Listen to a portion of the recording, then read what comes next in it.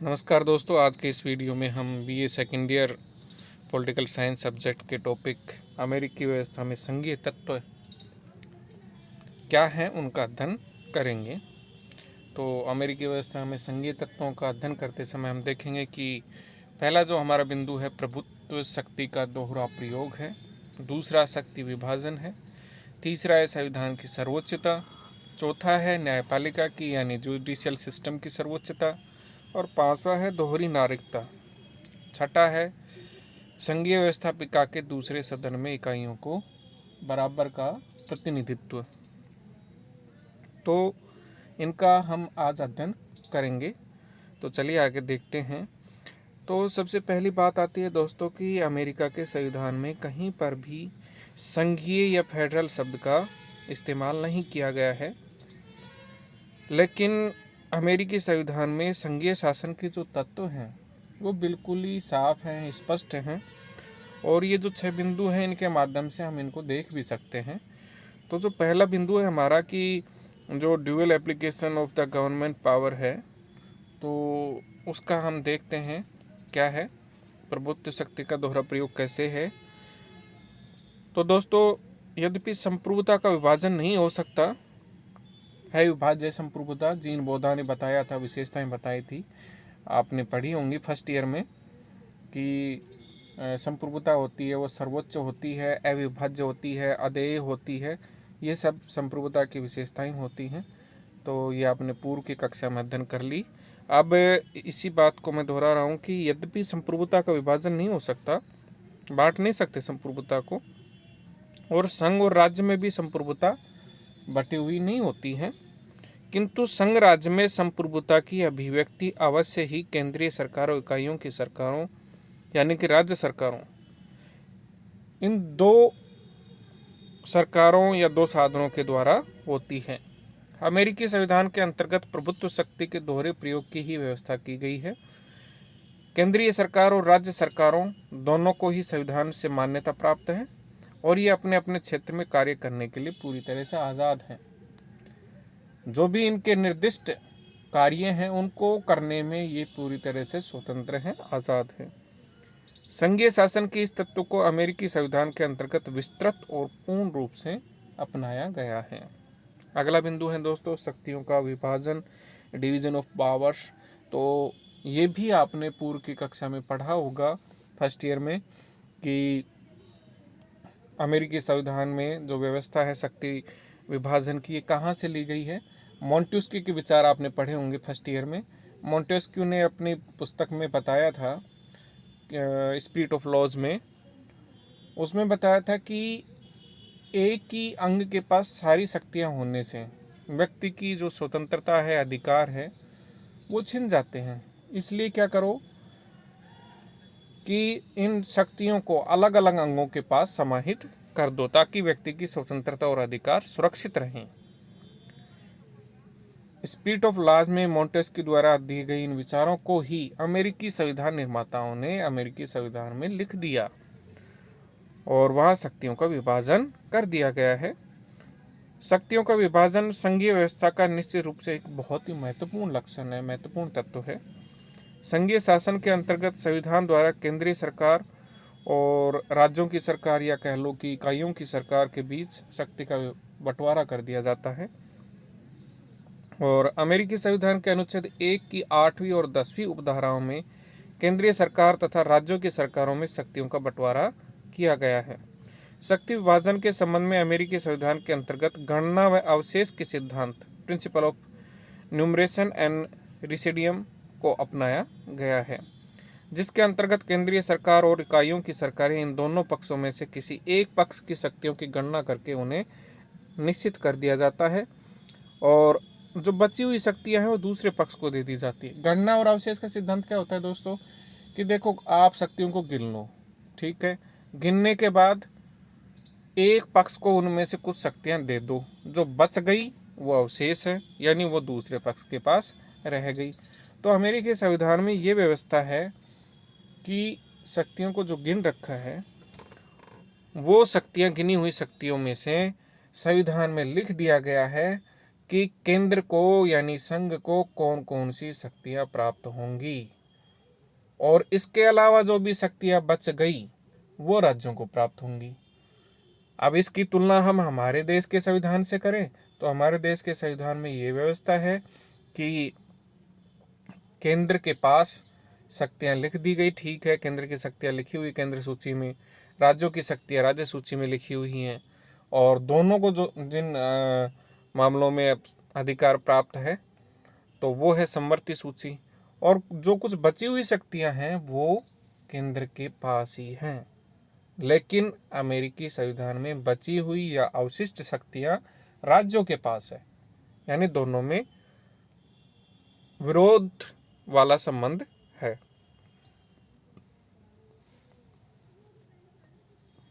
अब केंद्रीय सरकार की शक्तियों में कौन कौन सी आती हैं, तो अमेरिकी संविधान की पहला जो अनुच्छेद है, वहाँ संविधान आपको दोस्तों मैंने बताया था पूर्व के वीडियो में कि बहुत छोटा है, मात्र 7 अनुच्छेद है वहाँ पर, जबकि भारत के संविधान से हम तुलना करें तो भारत में 395 अनुच्छेद है। देखिए कितना बड़ा अंतर है।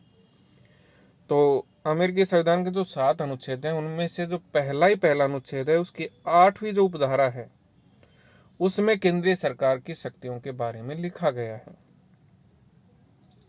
और इसमें कांग्रेस या केंद्रीय सरकार को जो शक्तियाँ प्रदान की गई हैं वो मुख्य तौर पर हम देख सकते हैं कि नंबर 1 है जैसे कर लगाने तथा एकत्रित करने का अधिकार है, या नंबर 2 है संयुक्त राज्य अमेरिका का विदेशों में या राज्यों के परस्पर या भारतीय कबीलों से व्यापार का नियमन करना है, या फिर संयुक्त राज्य अमेरिका की साख पर ऋण लेना है, या संयुक्त राज्य अमेरिका में विदेशियों द्वारा नागरिकता प्राप्ति और दिवालियेपन के संबंध में एक जैसे नियमों का निर्माण करना। ये सब किस में आते हैं, केंद्रीय सूची में या संघ सूची में आते हैं। इसके अलावा मुद्रा का निर्माण तथा उसका मूल्य निर्धारित करना व माप तोल का स्तर निर्धारित करना, नकली मुद्रा बनाने तथा नोट छापने के लिए दंड विधान की व्यवस्था करना, डाक और तार इत्यादि का प्रबंध करना, विज्ञापन तथा उपयोगी कलाओं को उन्नत करना, और इस हेतु सीमित समय के लिए लेखकों तथा आविष्कारों को अपनी कृतियों तथा आविष्कारों का एकमात्र अधिकार देना। ये सब के सब बिंदु किस में आते हैं, संघ सूची में आते हैं। इसके अलावा राज्य सूची में हम देखें तो जैसे स्थानीय कर लगाना, स्थानीय स्वशासन की संस्थाएं स्थापित करना, राज्य की साख पर लेना, शिक्षा का संचालन करना, अनुदान तथा दान देना, सड़कें यातायात नियमों की पालना, दीवानी तथा फौजदारी कानूनों का निर्माण, लोगों की संपत्ति तथा जीवन की रक्षा, ये सब के सब किस में आते हैं, राज्य सूची के विषय के अंतर्गत आते हैं। ठीक है दोस्तों, अब अगला बिंदु आता है, अमेरिकी व्यवस्था में जो संघीय तत्व हैं उनका हम अध्ययन कर रहे थे, तो अगला जो बिंदु आता है संविधान की सर्वोच्चता। तो ये संविधान की सर्वोच्चता कैसे है, सुप्रीमेसी ऑफ कॉन्स्टिट्यूशन कैसे है। संघ शासन समझौते द्वारा स्थापित शासन होता है, यानी जो इकाइयां होती हैं वो आपस में समझौता करती हैं, फिर संघ शासन का निर्माण होता है, और ये समझौता संविधान में लिखा जाता है, उसमें निहित होता है, और संघ राज्य का यह संविधान सर्वोच्च होता है। केंद्रीय सरकार, इकाइयों की यानी राज्यों की सरकारें तथा सरकार के विभिन्न अंग संविधान के प्रतिकूल किसी प्रकार का कोई भी कार्य नहीं कर सकते हैं, क्योंकि संविधान अपने आप में सर्वोच्च है। इसके विरुद्ध कोई भी सरकार या उसका कोई अंग या उसका कोई विभाग कोई भी कार्य नहीं कर सकता। यूएसए में संविधान की सर्वोच्चता के सिद्धांत को अपनाया गया है, ये बात क्लियर हो गई। और जो फिलाडेल्फिया सम्मेलन द्वारा निर्मित प्रलेख था उसमें किए गए संशोधनों सहित संयुक्त राज्य अमेरिका का सर्वोच्च कानून है संविधान, और राष्ट्रपति, कांग्रेस, सर्वोच्च न्यायालय तथा संघ की इकाइयां सब इसके अधीन है, और किसी के भी द्वारा इसका उल्लंघन नहीं किया जा सकता है। अगला बिंदु है न्यायपालिका की सर्वोच्चता, सुप्रीमेसी ऑफ द जुडिशरी। सभी संघात्मक राज्यों के अंतर्गत एक सर्वोच्च न्यायालय की व्यवस्था की जाती है, जिसका कार्य संविधान की व्याख्या एवं रक्षा करना होता है।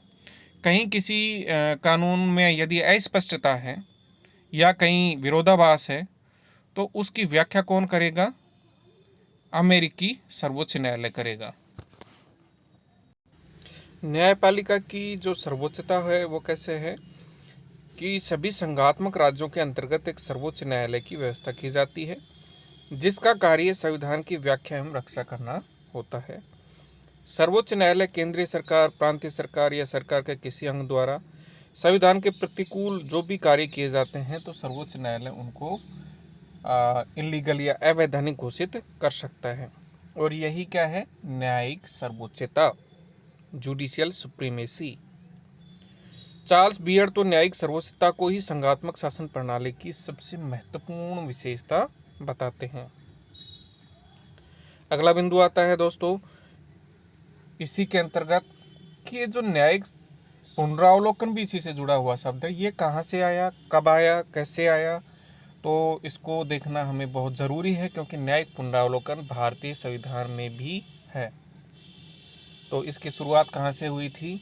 1803 में मुख्य न्यायाधीश मार्शल थे एक अमेरिका में, तो उन्होंने मार्बरी बनाम मेडिसन नामक विवाद में न्यायिक सर्वोच्चता के सिद्धांत का प्रतिपादन करते हुए साफ तौर पे ये बात कही थी, इस सारे प्रकार के कानूनों की संवैधानिकता की जांच करने का एकमात्र जो अधिकार है वो किसका है? सर्वोच्च न्यायालय का है। तो ये 1803 का जो मार्बरी बनाम मेडिसन केस है, इसके माध्यम से न्यायिक पुनरावलोकन की शक्ति मिली थी सर्वोच्च न्यायालय को। अगला बिंदु आता है दोहरी नागरिकता। दोस्तों हमारे देश में तो एकल नागरिकता है, हम सिर्फ भारत के नागरिक हैं। ऐसा नहीं है कि मैं राजस्थान से हूँ तो मैं राजस्थान का नागरिक भी हूँ और भारत का नागरिक भी हूँ। लेकिन अमेरिकी संविधान में हमारे से बिल्कुल विपरीत है, वहाँ नागरिकता दोहरी है और वहाँ का जो नागरिक होता है वो उसकी इकाइयों का यानी राज्यों का भी नागरिक होता है और साथ ही देश का भी नागरिक होता है। जैसे मान लो कि कोई न्यूयॉर्क का नागरिक है तो वो पहले न्यूयॉर्क का है, फिर उसके बाद अमेरिका का है, तो दोहरी नागरिकता है वहाँ। दोहरी नागरिकता को भी सामान्यतः संघ राज्य शासन का एक महत्वपूर्ण लक्षण माना जाता है, और जिसका तात्पर्य यह है कि प्रत्येक व्यक्ति केंद्रीय सरकार का तथा उस राज्य सरकार का नागरिक होगा जिसमें वह रहता है। संयुक्त राज्य अमेरिका के संविधान में दोहरी नागरिकता को अपनाया गया है और प्रत्येक व्यक्ति को ही 2 नागरिकताएं मिली हुई है। पहली जो नागरिकता है वो यूएसए की नागरिकता है और दूसरी राज्यों की नागरिकता है जिसमें वह निवास करता है। अगला बिंदु है संघीय व्यवस्थापिका के दूसरे सदन में इकाइयों को समान प्रतिनिधित्व, equal representation of the units in second chamber of the federal legislature. संघ राज्य के ये जो हमने ऊपर लक्षण पढ़े, इनके अतिरिक्त कुछ और भी लक्षण माने जाते हैं, और उनमें से ये है कि जो वहाँ की दूसरा सदन है, उस दूसरे सदन में प्रत्येक राज्यों को समान प्रतिनिधित्व दिया गया है। जनसंख्या के आधार पर नहीं दिया गया, बल्कि उन हरेक को 2-2 सीटें प्रदान की गई हैं। संयुक्त राज्य अमेरिका में ऐसा ही किया गया है। कांग्रेस के प्रथम सदन यानी प्रतिनिधि सभा में तो जो प्रतिनिधित्व प्रदान किया गया है वो जनसंख्या के आधार पर किया गया है, तो किसी राज्य को सीटें ज़्यादा हैं, किसी को कम है। लेकिन जो दूसरा सदन है, सीनेट है, उसमें छोटी बड़ी सभी इकाइयों को बराबर का प्रतिनिधित्व प्रदान किया गया है, और सीनेट में प्रत्येक राज्य द्वारा या प्रत्येक इकाई के द्वारा 2-2 लोगों को चुन करके सीनेट में भेजा जाता है। संविधान में यह भी व्यवस्था की गई है कि संबंधित राज्य की अनुमति के बिना किसी राज्य को उसे सीनेट में प्राप्त प्रतिनिधित्व से वंचित नहीं किया जा सकता। अगर कोई राज्य ही चाहे कि मैं तो सीनेट में अपने मेंबर नहीं भेजूंगा तो ये अलग बात है, लेकिन संघ ऐसा नहीं कर सकता कि किसी राज्य को वंचित कर दे कि वो सीनेट में मेंबर ना भेजे। अब इसी में एक बिंदु आता है दोस्तों, निहित शक्तियों का सिद्धांत। ये सिद्धांत क्या है? Doctrine of implied powers. दोस्तों जो अमेरिकी संविधान है वो बहुत ही छोटा है, संक्षिप्त है, और संविधान के अंतर्गत संघीय शक्तियां जो हैं उनकी तो सूची है, और वह भी बहुत संक्षिप्त है और सामान्य सी है। उसमें ऐसी शक्तियों का उल्लेख भी नहीं किया गया है जिनका प्रयोग किए बिना न तो संघ अपने उत्तरदायित्व पूरे कर सकता है और न ही संघीय व्यवस्था को बनाए रखा जा सकता है। ज़्यादा डिटेल में उसमें लिखा ही नहीं गया है। ऐसी स्थिति में संघीय शासन द्वारा इस धारणा को अपनाया गया है कि संविधान द्वारा सौंपी गई शक्तियों और उत्तरदायित्वों को पूरा करने के लिए जिन किन्हीं शक्तियों का प्रयोग किया जाना जरूरी हो, आवश्यक हो, कि जिनके बिना तो संघ का काम हो ही नहीं सकता, संपादित ही नहीं हो सकता है, तो संघीय शासन उन शक्तियों का प्रयोग कर लेता है। संघीय शासन द्वारा उन शक्तियों को इस आधार पर अपने हाथ में ले लिया जा सकता है कि ये शक्तियां संविधान में दी गई मूल शक्तियों की क्रियान्विति हेतु जरूरी हैं और इस दृष्टि से संविधान में निहित हैं। इसी आधार पर निहित शक्तियों के सिद्धांत का उदय हुआ है।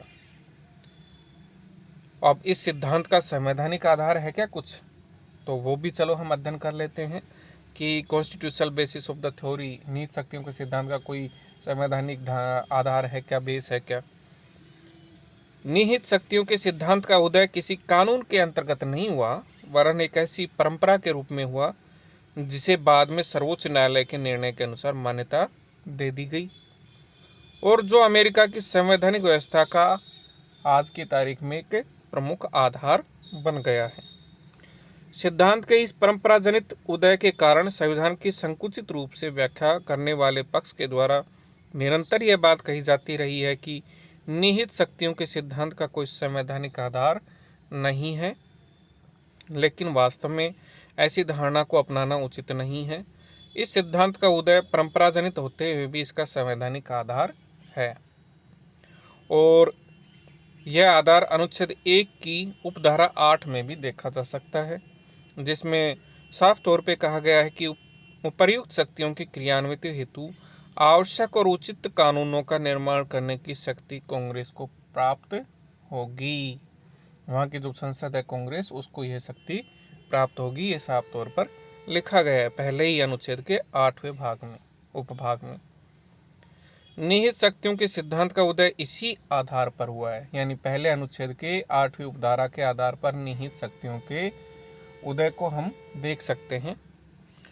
और जॉनसन ने इसी तथ्य को इंगित करते हुए या इसकी तरफ संकेत करते हुए कहा है कि निहित शक्तियाँ वे हैं जो संविधान के ढांचे के परिणाम स्वरूप विकसित हुई हैं। तो संविधान के ढांचे के रूप में ही ये धीरे धीरे करके विकसित होती चली गई है।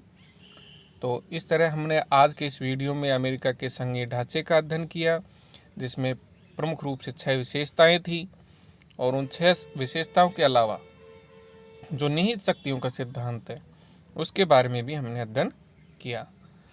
अगले वीडियो में हम अमेरिकी संविधान से संबंधित अन्य जो बिंदु हैं उनका भी हम अध्ययन करेंगे। धन्यवाद।